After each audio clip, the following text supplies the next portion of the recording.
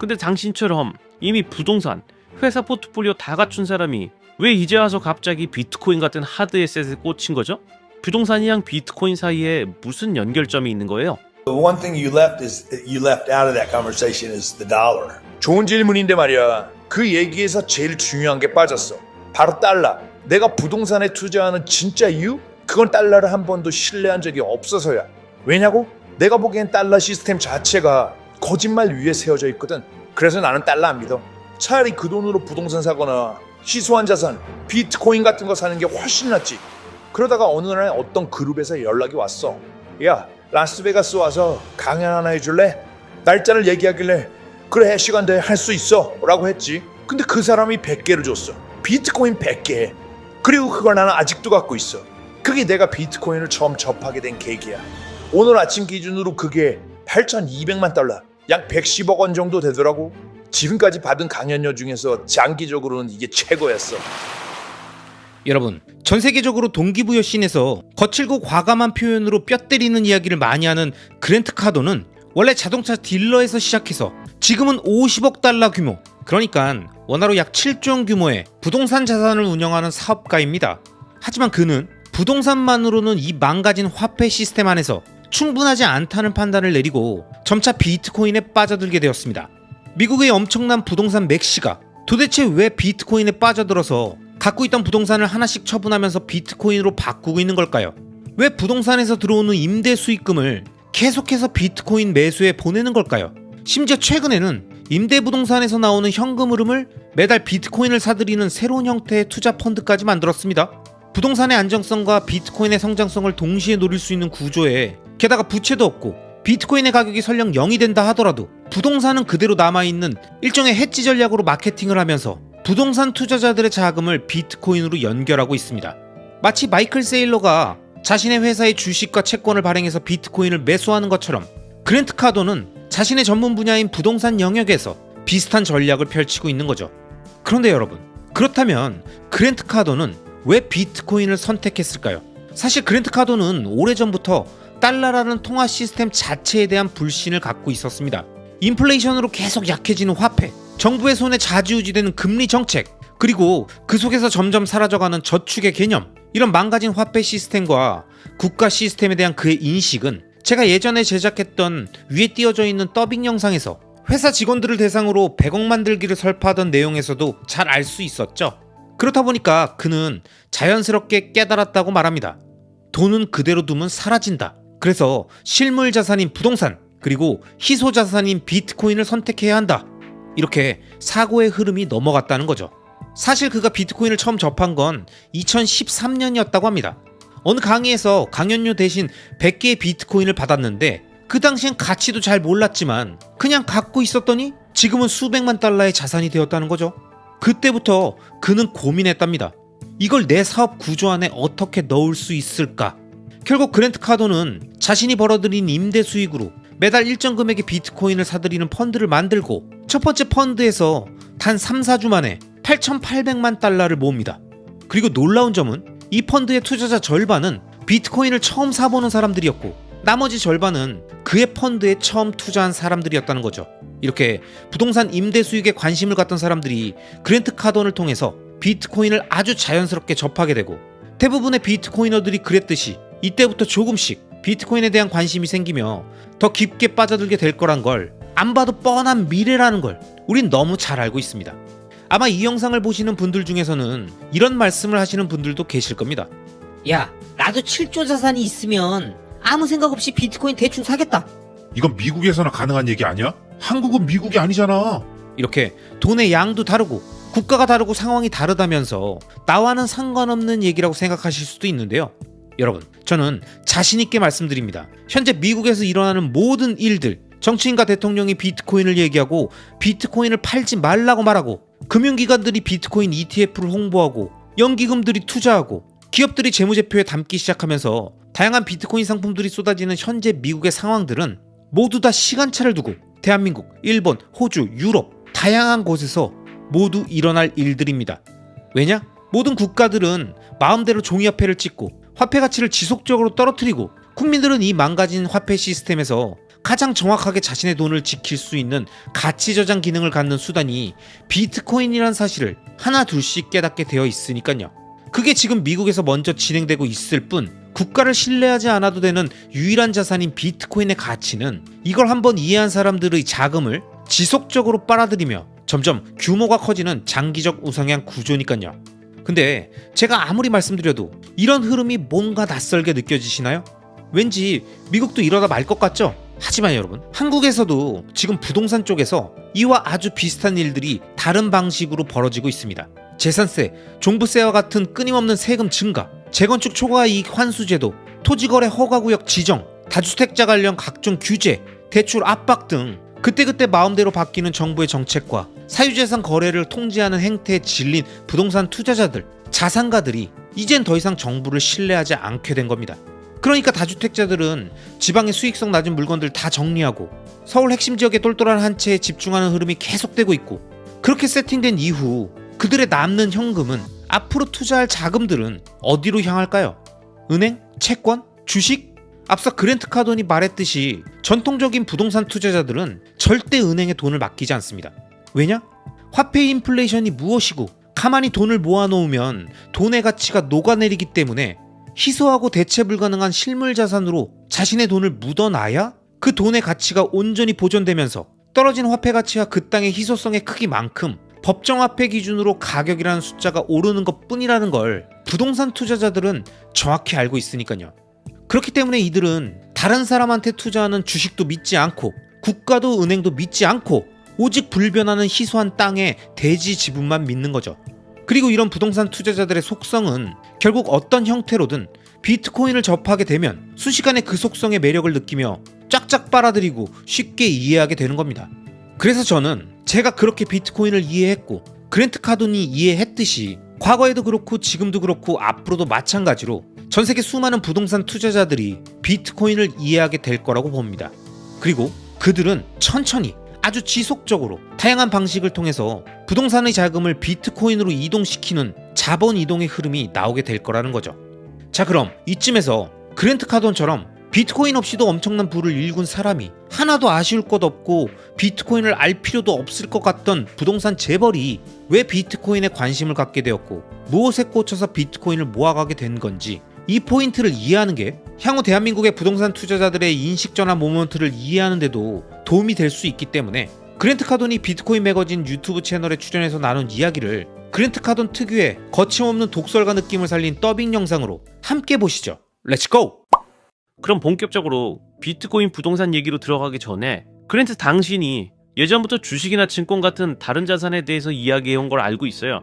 근데 당신처럼 이미 부동산, 회사 포트폴리오 다 갖춘 사람이 왜 이제 와서 갑자기 비트코인 같은 하드 에셋에 꽂힌 거죠?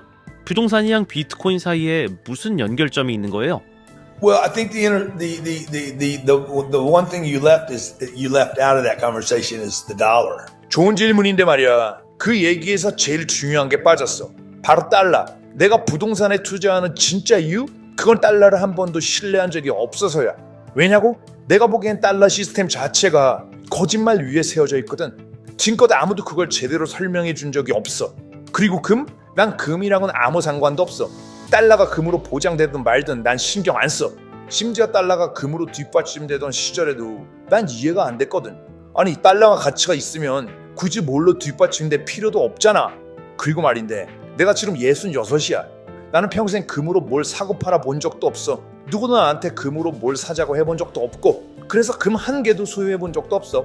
내가 하고 다니는 금 목걸이? 그건 그냥 내가 목에 걸고 싶어서 하는 거지. 그 자체로 가치 있다고 생각하진 않아. 그건 투자가 아니야. 그냥 액세서리일 뿐이지. 그리고 달러 말이야. 지금 내 지갑에 있는지 보자. 없어. 있어도 숨겨놔야 돼. 왜냐고? 사람들이 내 돈을 자꾸 훔쳐가거든. 달러를 모으면 세금으로 쳐맞고 쥐고 있으면 가치가 떨어지고 이딴 종이 쪼가리 정말 쉬워. 주식? 그건 또 다른 쓰레기 종이야.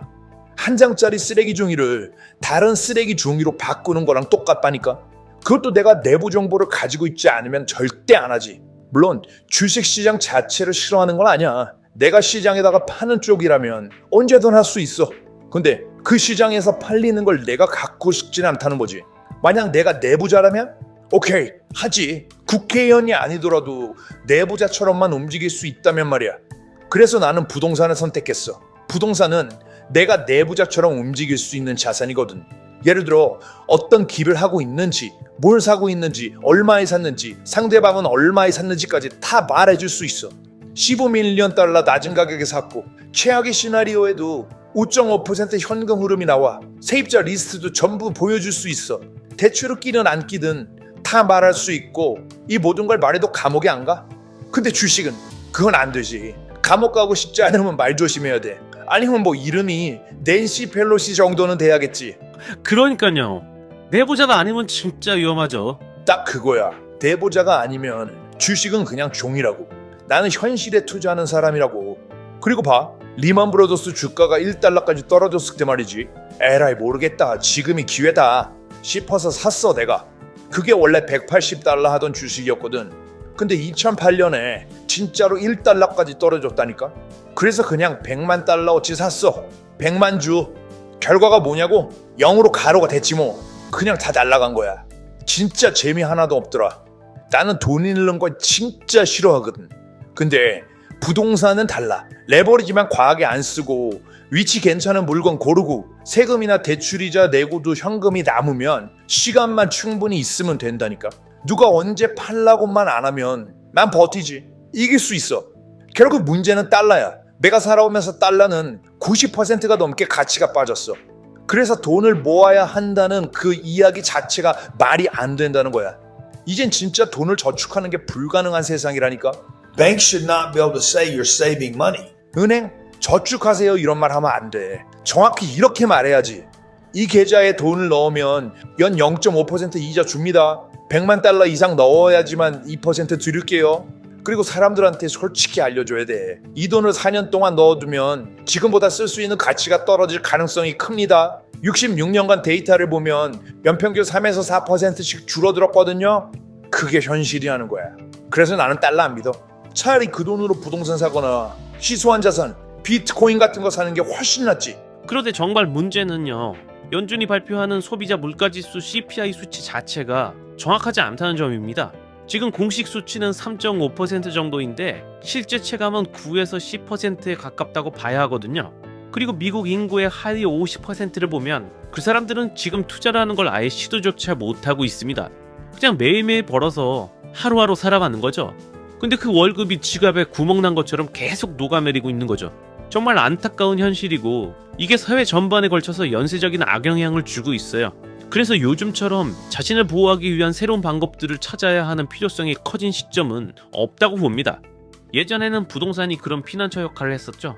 카더님께서는 예전부터 달러를 오래 쥐고 있는 건 위험하다고 생각하셨잖아요. 너무 오래 들고 있으면 구매력이 떨어진다. 결국 무용지물이 된다. 이걸 일찍 알아채셨던 거죠. 하지만 지금은 부동산 가격이 사상 최고치고 저 같은 G세대는 부동산에 발도 못 들이는 상황입니다. 집을 사려면 10에서 20% 다운페이먼트가 필요한데 지금 월급 수준으로는 불가능하거든요.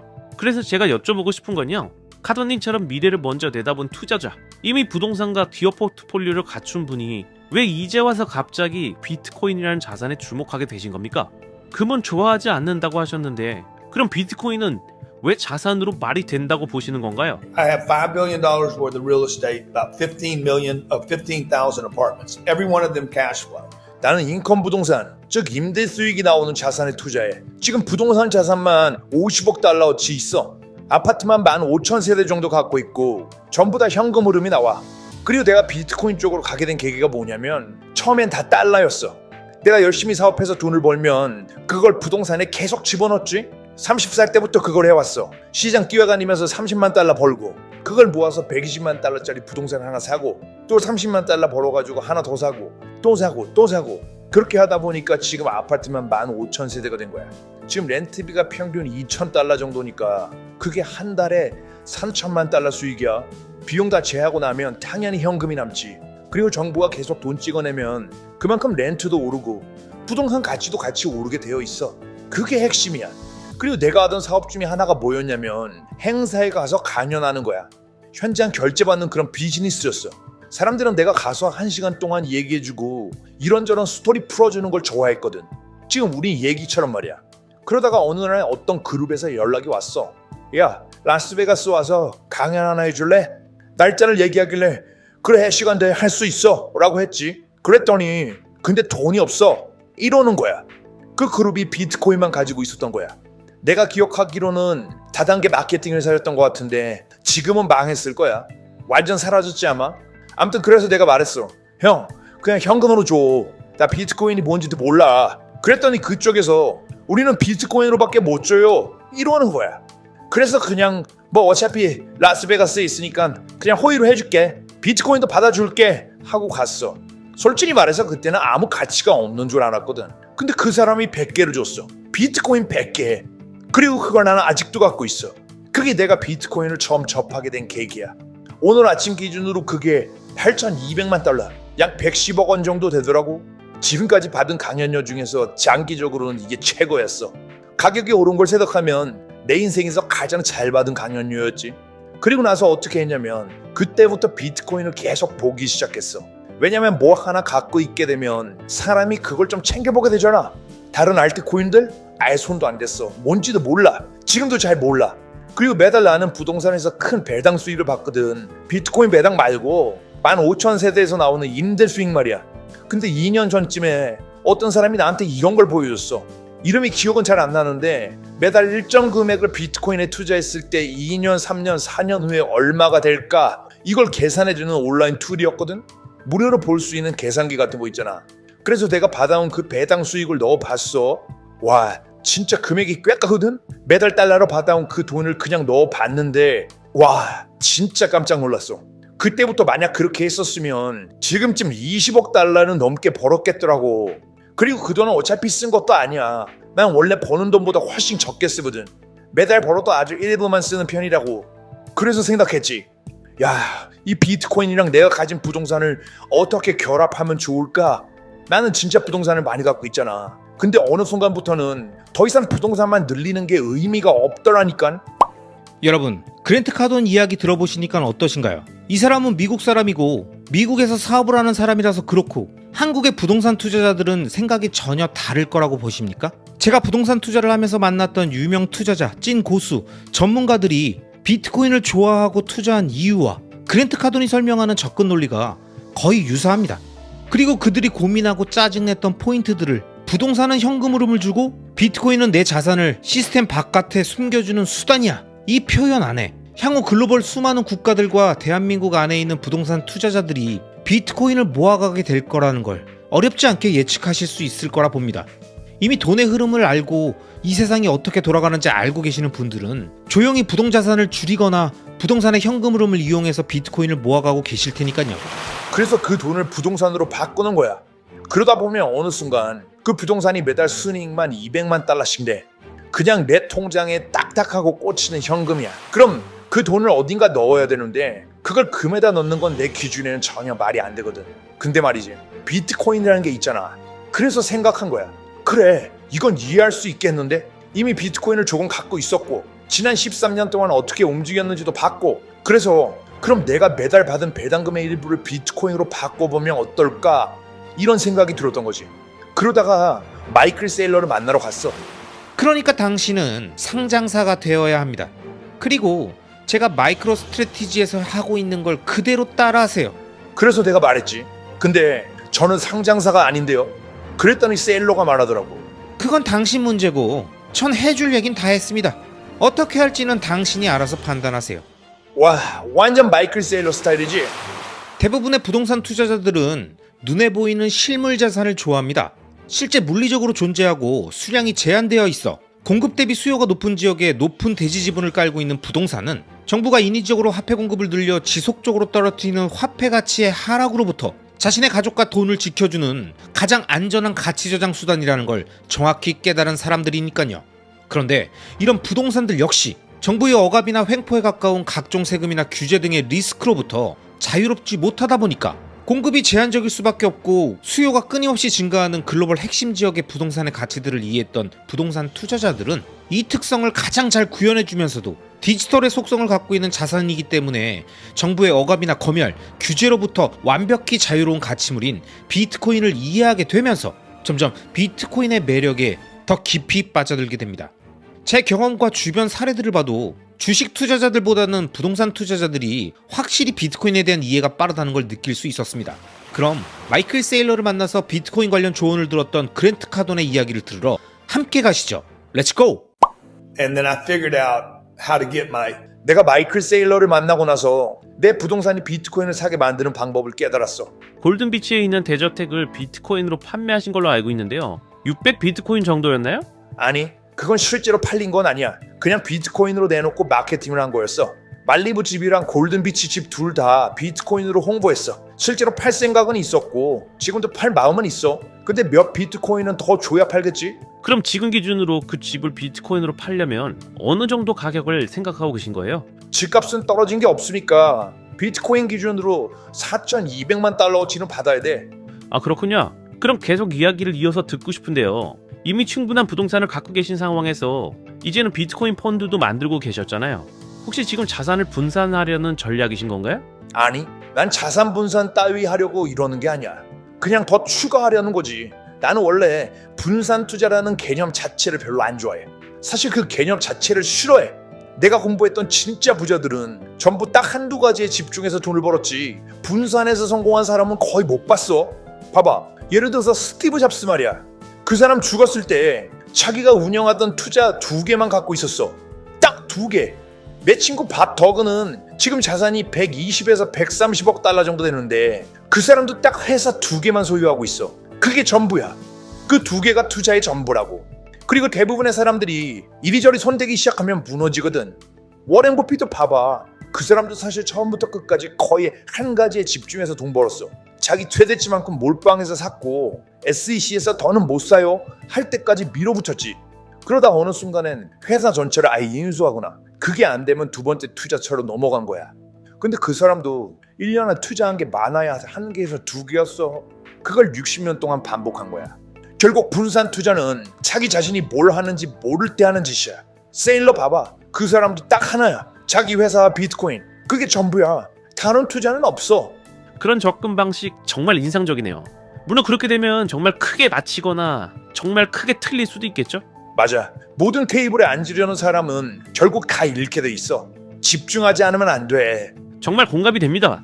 세일러의 배팅은 정말 흥미롭죠. 저도 그와 여러 번 이야기 나눌 기회가 있었고 지금은 함께 비트코인 포 코퍼레이션스라는 공동 프로젝트도 진행 중입니다. 앞으로 100개 이상의 상장 기업들이 비트코인 표준을 채택하도록 도와주는 프로젝트인데요.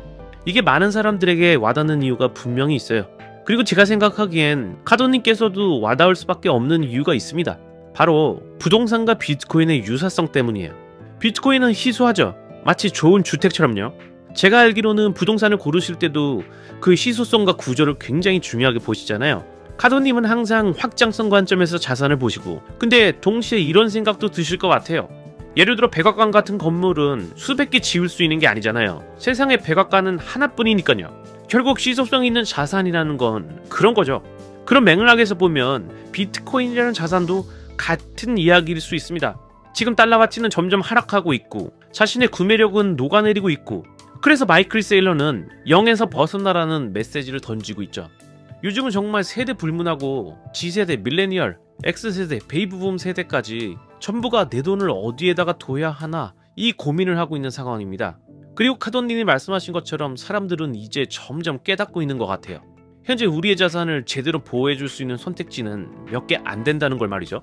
그리고 그 중에 하나로 점점 더 많은 사람들이 비트코인이 그 해답일 수 있다는 확신을 가지기 시작한 것 같고요. 특히 최근에는 규제 환경이 크게 바뀌었죠. SAB 121 회계 규정이 철회됐고 비트코인 ETF가 승인되면서 기관 투자자들의 관심이 폭발적으로 늘어났습니다. 저는 개인적으로 이런 변화들이 카도님께서 비트코인에 관심을 가지게 된 계기 중 하나일 수도 있다고 생각해요. 또 앞에서 말씀하셨지만 주식은 원래 잘 안 하셨잖아요. 보안 리스크, 규제 리스크, 감옥 갈 위험, 낸시 펠로시 같은 사람은 되고 싶지 않다고 하셨던 말도 하셨고요. 그렇다면 지금 이 시점에서 비트코인의 현재 사이클에 대해 어떻게 생각하시는지 궁금합니다. 지금은 블랙록, 피델리티 같은 기관들도 전부 뛰어들었고 마이클 셀러는 말할 것도 없고 심지어 트럼프 행정부는 국가 차원에서 비트코인 국부 펀드까지 언급하고 있어요. 이런 흐름 속에서 카도님은 비트코인의 미래를 어떻게 보고 계신가요? 나도 그래. 내가 갖고 있는 작은 회사들이 꽤 괜찮게 돌아가고 현금도 많이 쌓여. 근데 말이야, 나는 그 현금이 언젠가는 0이 된다는 걸 알고 있지. 문제는 얼마나 오래 걸리느냐일 뿐이야. 그래서 현금을 다른 걸로 바꿀 수 있을 때마다 바꾸는 거야. 내가 제품이나 서비스를 팔면 사람들이 돈을 주잖아. 그리고 그걸로 뭐가 남아? 지금은 내가 갖고 있는 모든 회사가 전부 비트코인을 조금씩 보유하고 있어. 그게 재무제표에 올라가 있어. 놀랍지? 근데 한 가지 확실하게 해줄게. 내 자신이 비트코인을 직접 산다고 생각하진 않아. 나는 제품과 서비스를 팔고 있고 내 고객들이 그 돈으로 내 비트코인을 사주고 있는 거야. 이건 내 입장에서는 되게 중요한 차이야. 왜냐면 부동산도 똑같이 해왔거든? 나는 부동산을 내 돈으로 사본 적이 없어. 다른 회사에서 번 돈으로 산 거야. 난 그냥 부동산 투자자가 아니야. 나는 회사를 가지고 있고 그 회사에서 제품을 만들어. 예를 들어 이 펜을 하나 판다고 해보자. 누가 이 펜에 $400를 줘. 만드는 데는 $100가 들어. 그럼 나는 $300가 남지. 난 그 $300를 가지고 다시 펜을 만들든가.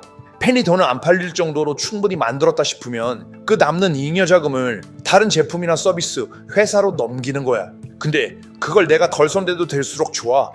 그래서 그 돈을 부동산으로 바꾸는 거야. 그러다 보면 어느 순간 그 부동산이 매달 순이익만 $200만 돼. 그냥 내 통장에 딱딱하고 꽂히는 현금이야.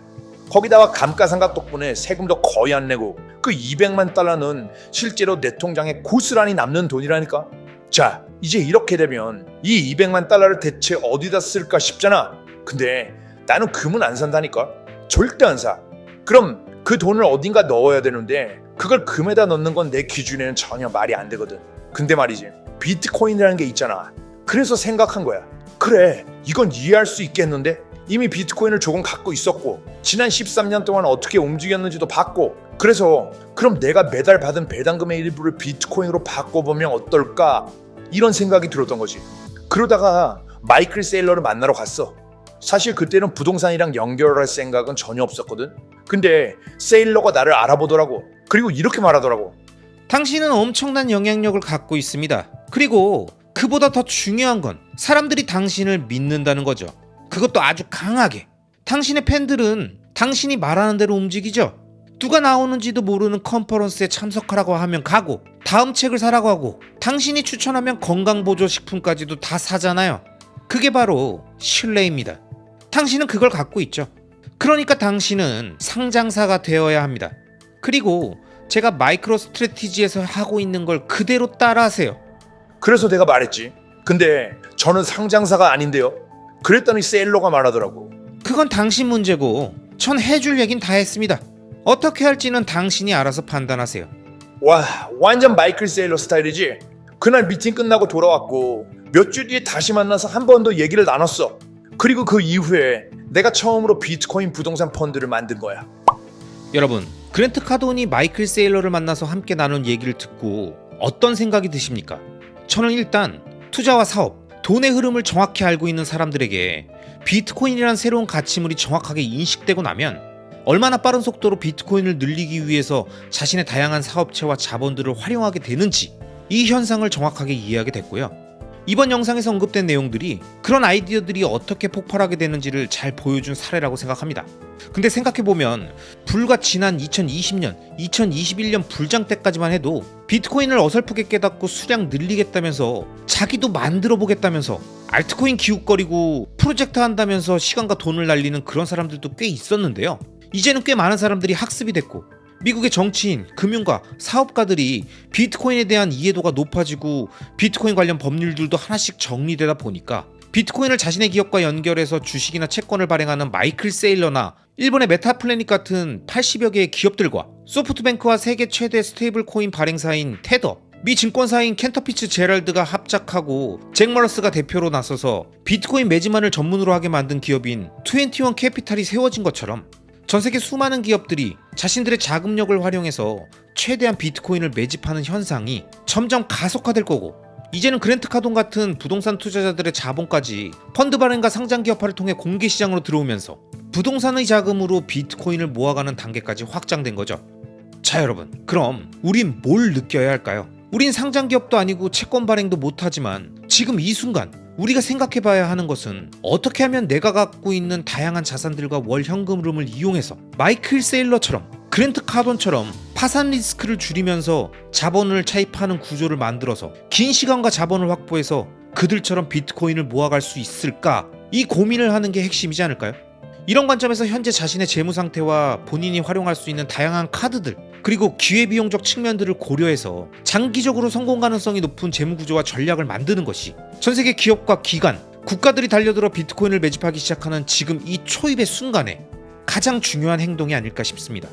물론 이런 분위기는 알겠는데 막막한 느낌이 드시는 분들도 계시겠지만, 마이클 세일러가 그랜트 카돈에게 그건 당신 문제고 전 해줄 얘기 다 했습니다, 어떻게 할지는 당신이 알아서 판단하세요 라고 말했듯이 이미 수많은 투자의 현인들은 우리들한테 다 말해줬고요. 이제 우리 모두가 각자 앞으로 진지하게 고민해봐야 할 부분입니다. 그리고 이 중요한 고민들의 핵심은 제가 좋아하는 모건하우절의 돈의 심리학에 나온 구절처럼 단 한순간도 파산되지 않는 구조를 만드는 것이 가장 최우선이며, 롬머의 레버리지에 나왔던 내용처럼 어떻게 하면 다른 사람에게 레버리지 당하지 않고 내가 레버리지 할 것인가에 대한 개념을 염두에 보면서 각자 자신의 재무 상태와 월 현금 흐름, 보유 자산들의 속성들을 감안해서 최상의 비트코인 장기 매집과 보유 전략을 구성하고 추진해 나가시기 바랍니다. 아시겠죠? 그럼 오늘도 끝까지 시청해주신 모든 구독자님들을 리스펙합니다.